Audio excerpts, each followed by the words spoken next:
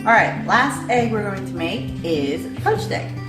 So, right here, I have some water that has been simmering. And as you can see, simmering means there's just little teeny bubbles in the bottom.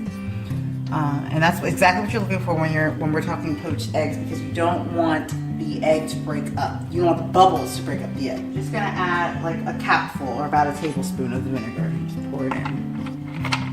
Alright, what that does is help the egg white coagulate, okay, stay together so it doesn't just go all over the place.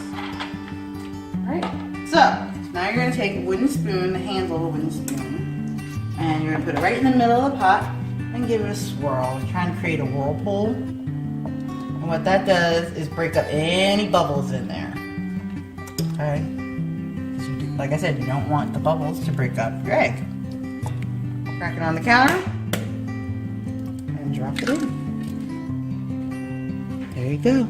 It does a little swirly whirl in the water. So now what you're going to do is let it cook for about 2 minutes.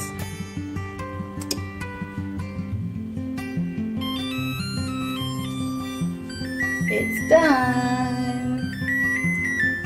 Alright, so 2 minutes is up. We're just gonna take a slotted spoon, shake off any excess water, and put it onto our plate. Right there.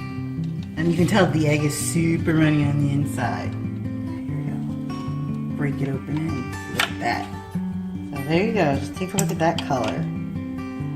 Nice runny yolk, nice bright color in the white, stark white yolk. That's exactly it.